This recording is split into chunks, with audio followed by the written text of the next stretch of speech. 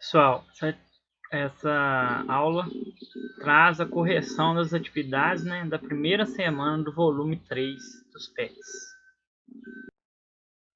Pessoal, então vamos começar a corrigir as atividades. Atividade 1. Observe as imagens abaixo e responda. Aí é uma imagem de Copacabana, né, no Rio de Janeiro, outra imagem de Toronto, no Canadá. Vamos lá. Letra A. Compare as principais características climáticas dos lugares retratados nas imagens acima e liste em seu caderno as diferenças entre elas. Bom, aí se trata, né, gente, de um clima tropical litorâneo, que é o clima de Copacabana, e um clima temperado, que é de Toronto, no Canadá, né? Quais são as diferenças, né? O clima tropical litorâneo de Copacabana ele tem altíssimas temperaturas, né? Até mesmo no inverno de Copacabana não é tão frio, né? É muito mais quente, por exemplo, que o nosso aqui em Prados, e tem bastante umidade por causa da influência do mar, né? A gente está falando de um clima litorâneo, então o mar tem grande influência sobre esse clima. Tem duas estações bem definidas, o verão e o inverno, né? O clima tropical, no geral, ele tem só essas duas estações bem definidas. Não significa, gente, que não exista as outras estações. Só que as outras duas estações, que é outono e primavera, elas aqui no clima tropical elas não trazem, né, as suas características típicas, como por exemplo um clima temperado, entendeu? Já em Toronto o clima é temperado, como eu disse. As quatro estações são bem definidas, né? Aí já tem essa diferença, né? Elas não são como aqui que elas têm duas estações só. Elas vão ter as quatro estações bem definidas com todas as suas características. E também tem a característica de ter um inverno extremamente frio e seco, um verão quente, não tão quente, por exemplo, como o de Copacabana, mas um verão quente e úmido, ok? Vamos para B então. B. Alguns dos lugares retratados apresentam características climáticas semelhantes àquelas do lugar onde você vive? Em caso positivo, quais são? Bom, e aí eu coloquei relacionado a prados. Sim, tem alguma certa semelhança. O clima semelhante com o nosso é o de Copacabana, né? Porém, a gente não vai apresentar tão altas temperaturas, nem mesmo no verão, né? E também não é um clima tão úmido nosso. O nosso clima é o tropical. O clima de Copacabana é o tropical também, mas é o tropical litorâneo. Então ele tem a influência do mar, a influência marítima, então muda. Então ele tem temperaturas mais altas, tem mais umidade, mas parece um pouco, né? Até porque tá na mesma faixa e macroclimática. Então todos dois é clima tropical, mas com diferenças. Letra C. Na sua opinião, por que há diferentes tipos de climas na Terra? Porque há variação, né, gente, de latitude. Há diferentes lugares, né, em diferentes latitudes, em diferentes altitudes.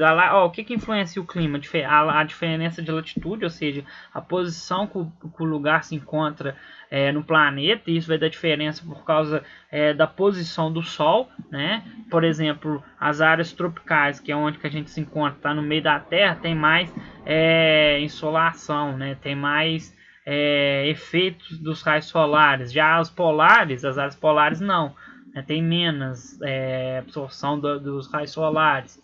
Então isso vai fazer com que haja mudanças no clima. Altitude, né? Quanto mais eu subo, quanto maior for a minha altitude, mais frio faz. A cada 100 metros de altitude cai em média 0,6 graus. Né? E a influência de maritimidade e continentalidade. A gente acabou de falar aí do clima de Copacabana, que é todo influenciado pelo mar e, né, pelo oceano. Né? Então, quanto está próximo ao mar, o mar influencia. Quanto está longe, é a terra, é o continente que influencia. Então, essas variações fazem que haja também variação, obviamente, dos climas, ok? 2. Observe o mapa abaixo e responda. Aí o mapa mundo mostrando as altitudes. Só quero frisar para vocês, gente, que essa legenda, que inclusive a gente vai falar sobre ela, ela é regra, viu? Todo mapa de relevo, né, que mostra as altitudes do mundo, de qualquer lugar, ele vai ter essas cores. Varia um pouco ao tom de uma cor para outra, mas essas cores aí, ela vai do verde, amarelo, laranja, marrom e preto.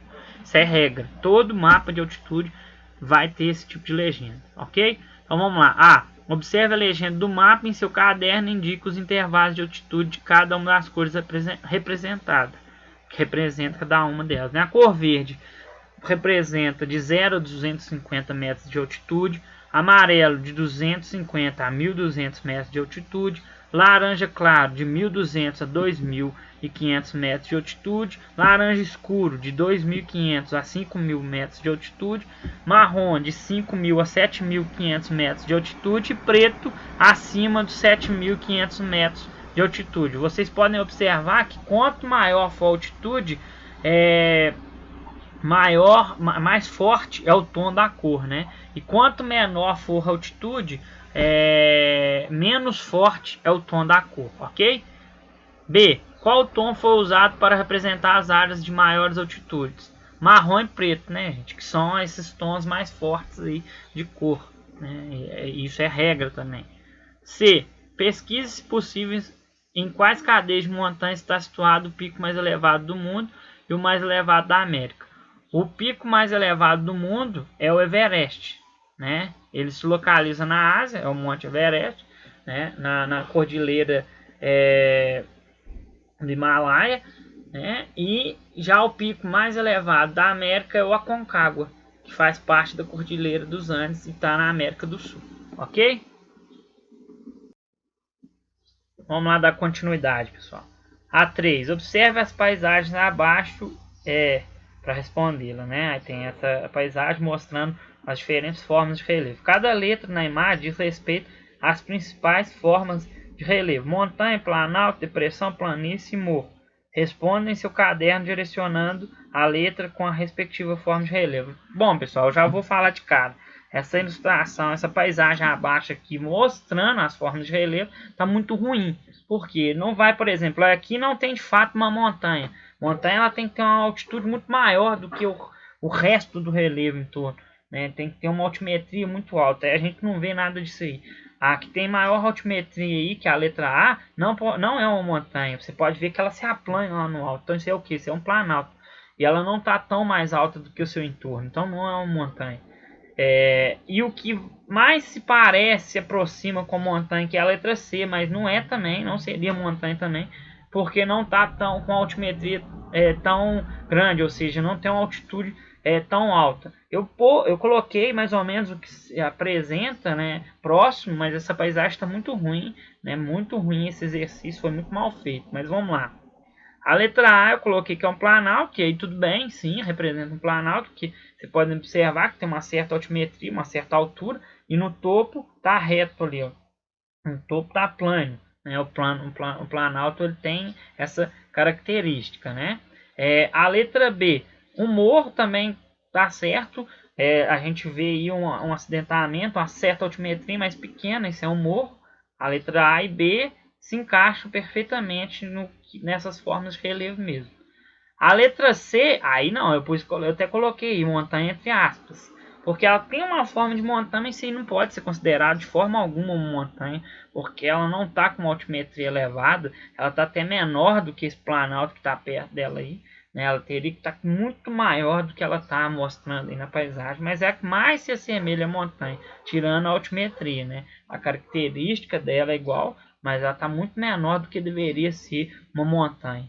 A letra D, depressão. Eu coloquei depressão, ela é depressão dessa área. Se for ver depressão de toda a paisagem, vai ser a E. Mas a E é a única planície que tem aí. É outro erro, né? Porque eu não posso falar que essa D aqui é uma planície, porque ela está toda acidentada, está toda...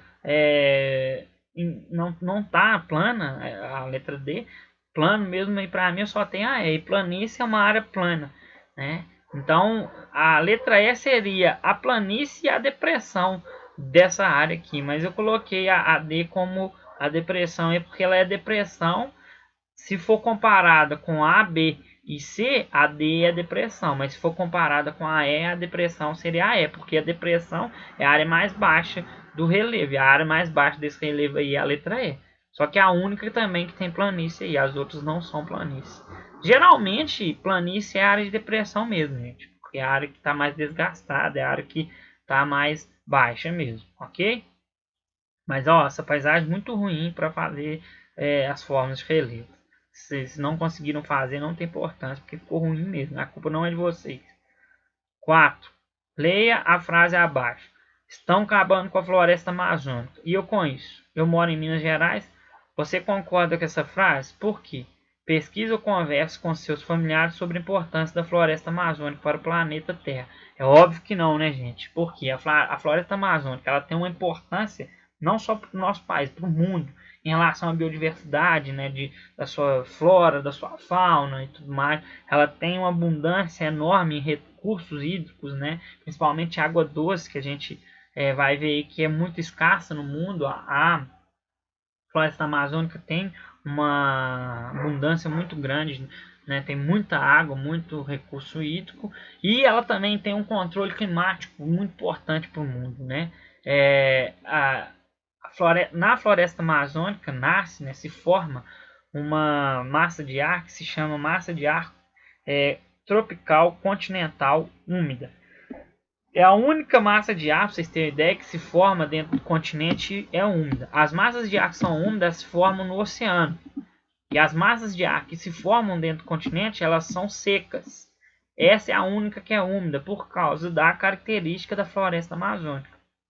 Então, olha para vocês verem a importância do controle climático que a floresta amazônica tem. Inclusive, aí, citando a gente, especificamente o nosso estado, que fala lá naquela frase lá, as chuvas na região sudeste, né, onde se situa o nosso estado, elas são predominantemente controladas pela floresta amazônica, com essa massa de ar que eu falei para vocês. Essa massa de ar continental tropical úmida, ela se forma na região amazônica com essa característica de muita umidade, e ela se desloca para o sudeste, principalmente no verão, trazendo chuva para a gente, porque ela é úmida. Então a chuva aqui para a gente, se a chuva nossa aqui cair, principalmente no verão, tá ligado à devastação, desmatamento na Amazônia, né? Então olha para vocês verem a importância dessa floresta, ok? Então vamos continuar aí. 5. Observe a ilustração e responde seu caderno. É uma ilustração que fala da água doce e água salgada do mundo. Letra A. Qual o percentual de água salgada e de água doce no planeta Terra? Está fácil, né? Tem um baita de um gráfico lá informando pra gente. 95,5% da água salgada e só 3,5% de água doce. Por isso que apesar de a gente ser chamado planeta água, né? Tem muita abundância de água, a gente tem que ter preocupação em questão dos recursos hídricos, da água em si, porque a maior parte dessa água não é água doce, não é água potável. Beleza? B.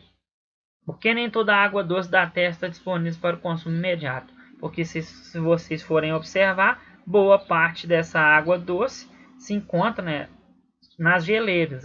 68,7%, mais da metade dessa água doce se encontra nas geleiras, ou seja, está congelada, não está pronta para ser potável, né? Ela está em formato sólido, né? Não em formato líquido, pronta para o nosso consumo, ok, gente? Então é isso aí, essa foi a correção das atividades da primeira semana.